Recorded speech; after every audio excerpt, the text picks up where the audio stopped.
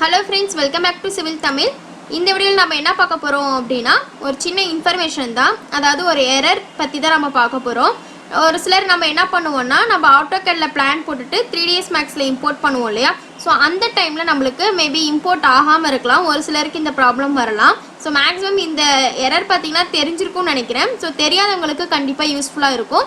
வீடியோக்குள்ள போறதுக்கு முன்னாடி சேனல் சப்ஸ்கிரைப் பண்ணாதீங்க, சப்ஸ்கிரைப் பண்ணிக்கோங்க. கூடவே பெல் பட்டன் கிளிக் பண்ணிக்கோங்க. ஸோ ஜென்ரலாக பார்த்தோம் அப்படின்னா நம்ம 3dsmaxல வால் கிரியேட் பண்ணும்போது பார்த்தீங்க அப்படின்னா நம்ம AutoCAD பிளானை வச்சு நம்ம கிரியேட் பண்ணோம் அப்படின்னா நம்மளுக்கு ஈஸியாக இருக்கும். ஒரு சின்ன ரூம் அப்படின்னா கூட AutoCADல பிளான் போட்டுட்டு அதை நம்ம 3dsmaxல இம்போர்ட் பண்ணி பண்ணும்போது நம்ம வால் ஈஸியாக கிரியேட் பண்ணிக்கலாம்.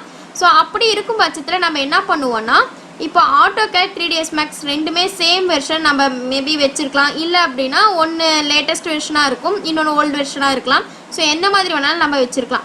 ஸோ அப்படி இருக்கும்போது பார்த்தீங்க அப்படின்னா நீங்கள் இப்போ 3dsmax 2016 யூஸ் பண்ணுறீங்க அப்படின்னா நீங்கள் வந்து ஒன்றா 14, 13 இந்த மாதிரி AutoCAD வெர்ஷன் நீங்கள் இம்போர்ட் பண்ணலாம். இல்லை அப்படின்னா 15 கூட பண்ணலாம். அதுவே நீங்கள் வந்து 3dsmax 2016 யூஸ் பண்ணிவிட்டு AutoCAD 2020 யூஸ் பண்ணுறீங்க அப்படின்னா அந்த பிளான் நீங்கள் இம்போர்ட் பண்ணும்போது கண்டிப்பாக இம்போர்ட் ஆகாது. ஸோ அதுக்காக என்ன பண்ணணும்னு கேட்டிங்கன்னா நம்ம வந்து AutoCAD வந்து நம்ம வேறு வெர்ஷன் தான் இன்ஸ்டால் பண்ணணுமா அப்படின்னு கேட்டிங்கன்னா அப்படிலாம் பண்ண தேவையில்ல. நீங்கள் AutoCAD 2020 யூஸ் பண்ணிக்கோங்க. பட் 3dsmaxல இம்போர்ட் பண்ணுறீங்க பார்த்தீங்களா? ஸோ அந்த பிளானை மட்டும் என்ன பண்ணுங்கன்னா நம்ம சேவ் பண்ணுவோம் இல்லையா? ஸோ அந்த இடத்துல நம்மளுக்கு பார்த்தீங்கன்னா சேவ் as அப்படின்னு சொல்லிட்டு ஒரு ஆப்ஷன் இருக்கும் இல்லையா? அது பண்ணும்போது நம்ம என்ன பண்ணணும்னா நம்ம AutoCAD அதாவது 2020 இருக்குது அப்படின்னா நம்ம இந்த இடத்துல ஃபைல்ஸ் ஆஃப் டைப்புன்னு இருக்கும்.